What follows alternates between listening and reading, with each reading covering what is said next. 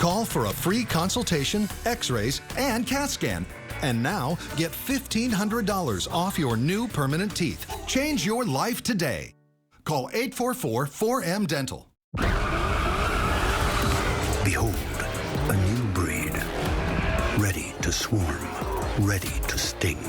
The defiant, power-packed, all-new hybrid electric Dodge Hornet RT. Performance electrified.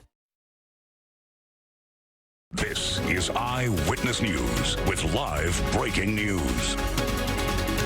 Now at 11, breaking news. A suspect has been arrested in the ambush murder of Deputy Ryan Klinkenbroomer. Good morning. This is Eyewitness News at 11 a.m. live on ABC 7, Hulu, and wherever you stream. I'm Ellen Leyva. Philip and Giovanna are off today. Eyewitness News reporter Jaysha Patel has been monitoring the fast-moving developments all morning and joins us live from Palmdale. Jaysha? Ellen, this press conference behind me has been happening for about 30 minutes now. You can see there's a large group of community members and media that are out here. And Sheriff Robert Luna just announced that they have the suspect, 29-year-old Kevin Cantaneo Salazar. He says 36 hours after the murder of Deputy Ryan Klinkenbroomer, they arrested the suspect early this morning.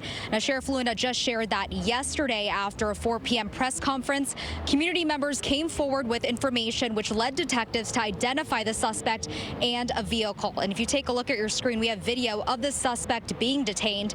A warrant was served this morning, and during that operation, deputies surrounded the home, called everyone out, and the suspect barricaded himself inside. After several hours, the suspect surrendered and was detained, and we were in the neighborhood of the suspect's home on Berenson Street here in Palmdale earlier today, and police have that area blocked off as they continue their investigation. People in the area were surprised to hear that the suspect could be living in their own neighborhood. And Air 7 HD was also overhead. What we know is that the shooting happened on Saturday, and Klinkenbroomer was sitting in his car outside the sheriff's station when he was shot and killed. Sheriff Robert Luna says a Good Samaritan found Klinkenbroomer unconscious inside the car around 6 p.m. on Saturday. He also says Klinkenbroomer was an 8-year veteran of the department and had been with the Palmdale station since July 2018. He had been working as a field training officer for the past year and a half, and the deputy just celebrated his engagement 4 days before he was killed. He was honored during a candlelight vigil outside the Palmdale Sheriff's Station last night, and flags are flying half-staff today, and the motive is unclear at this time. We don't know if there was a connection between the suspect and the deputy. They deployed chemical agents, and the suspect ultimately surrendered. Investigators recovered numerous firearms and the vehicle of interest that was depicted in the flyer that we put out yesterday at our press conference. Now, the Sheriff's Department says they are still looking for evidence, so they are urging the public, if you were in this area on Saturday and might have footage or dash cam video, to please contact the Sheriff's Department. Live in Palmdale, Jaysha Patel, ABC 7 Eyewitness News. Just a terrible tragedy. Jaysha, thank you very much. And stay with Eyewitness News for continuing coverage of this developing story. For the latest on the investigation of Deputy Ryan Klinkenbroomer's murder, head to abc7.com or the ABC 7 Los Angeles app.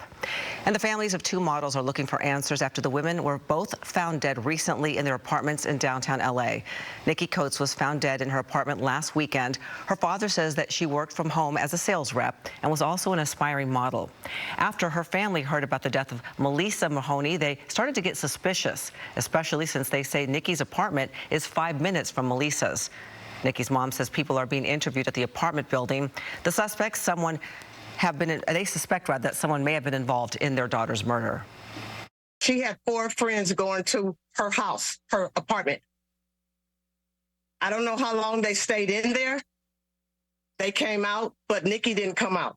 And this was on Friday. I think it's foul play involved. I do. I really do. I'm devastated that it happened to Nicole. This is horrible. I still feel this, it's like a dream. That my daughter's going to walk through the door. And she's not. She's gone.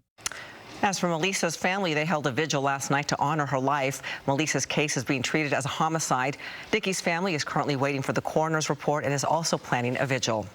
Well, a deal is struck to bring 5 Americans home who were being held prisoner in Iran.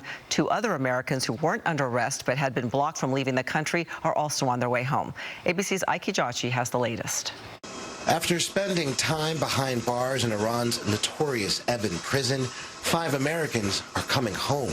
Last month, the U.S. striking a deal with Iran, where both countries will each exchange 5 prisoners. The deal also allows Iran to access roughly $6 billion in frozen Iranian oil revenue.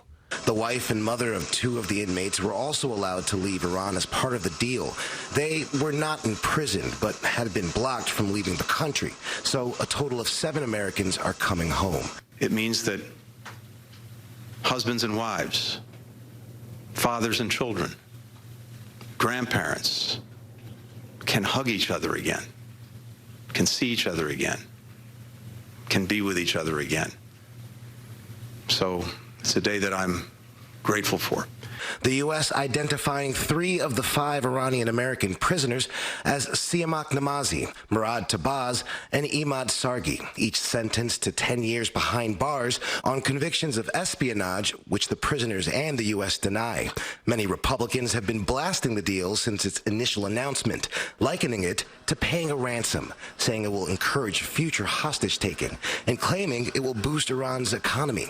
The deal also drawing criticism from a Democrat. Senate Intelligence Committee Chair Mark Warner on CBS questioning how the funds will be used. I want to hear what kind of constraints are being put on in this exchange. The White House promising those funds can only be used for humanitarian purposes. Now, as part of the prisoner swap, the 5 Iranians convicted or charged with crimes in the U.S. will be granted clemency. 2 will be forced to return to Iran. The other 3 are lawfully allowed to remain in the U.S. Kabc, ABC News, Washington.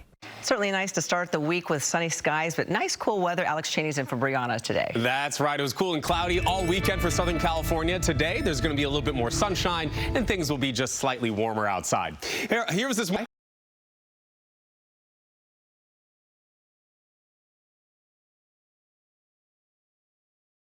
Outside right now. More temperatures, really nice and comfortable. 75 degrees in Los Angeles, 72 in Riverside under the clouds right now, 69 in Santa Clarita, and 73 degrees in Van Nuys. Still to come in the 7-day forecast, the cooler weather lasts all week, and I'll tell you about a chance of some drizzle. That's coming up, Ellen. Perfect. Thank you. As we continue here at 11 a.m., can you say sticker shock if you filled your tank